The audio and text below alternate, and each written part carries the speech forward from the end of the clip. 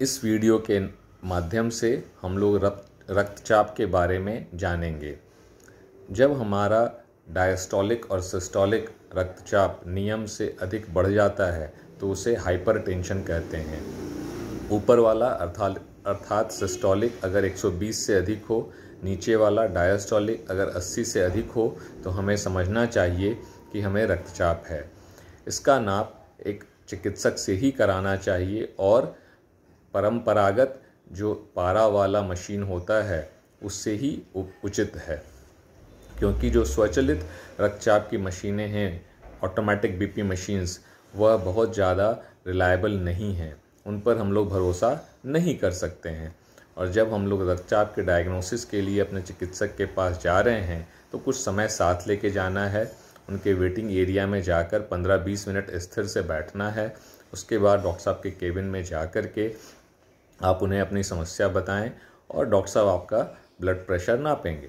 वो हो सकता है बैठे बैठे, लिटाकर या खड़े होकर के भी आपका ब्लड प्रेशर नाप सकते हैं। आवश्यकता होने पर 10-15 मिनट के अंतर पर दोबारा भी यह प्रक्रिया दोहराई जा सकती है। अगर डायग्नोसिस में हाइपरटेंशन होता है तो आपको उचित औषधि दी जाएगी और उसका आपको नियम से सेवन करना है। एक आध हफ्ते के अंदर में जाकर आपको दोबारा अपना रक्तचाप नाप कराकर औषधि का क्या लाभ है यह समझना है। कुछ डोज में कमती बेसी करना है वो डॉक्टर साहब आपके लिए डिसाइड करेंगे।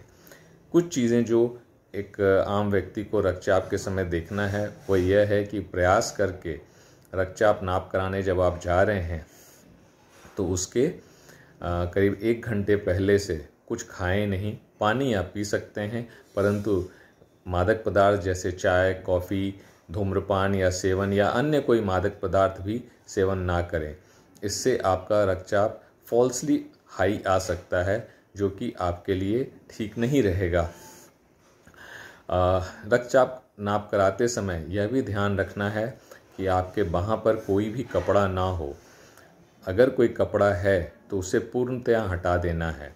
कभी भी स्लीव्स को रोल करके, उसको मोड़ करके उसको इकट्ठा नहीं करना है, जैसा कई बार लोग उसको चढ़ा करके कंधे तक ले जाते हैं। वो उचित नहीं है, उससे फॉल्स रीडिंग आ सकती है। आवश्यकता हो तो आप हॉस्पिटल गाउन पहन लें और आप आपके रक्तचाप वाले बाँह पर किसी प्रकार का कपड़ा ना रहे, इसका विशेष ध्यान रखें।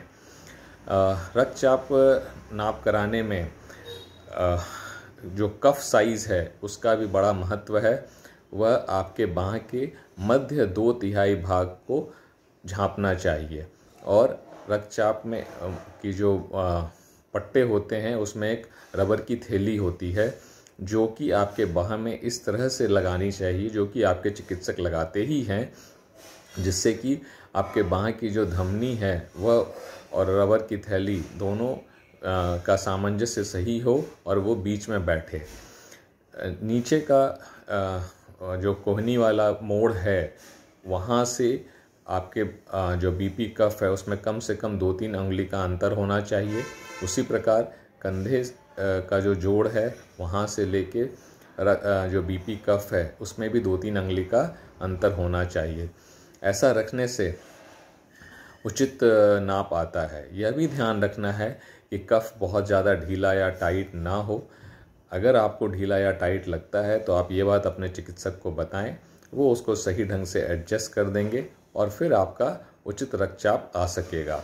इन छोटी छोटी चीज़ों का अगर हम लोग ध्यान रखते हैं तो हमारा सही मेज़रमेंट होगा ब्लड प्रेशर का, सही औषधि दी जाएगी और हम इससे संबंधित जो उलझनें हैं जैसे आँख की समस्या, किडनी की समस्या, हार्ट की समस्या, लकवा मारना, पक्षाघात होना, हृदयाघात होना, उन चीज़ों से बच सकेंगे।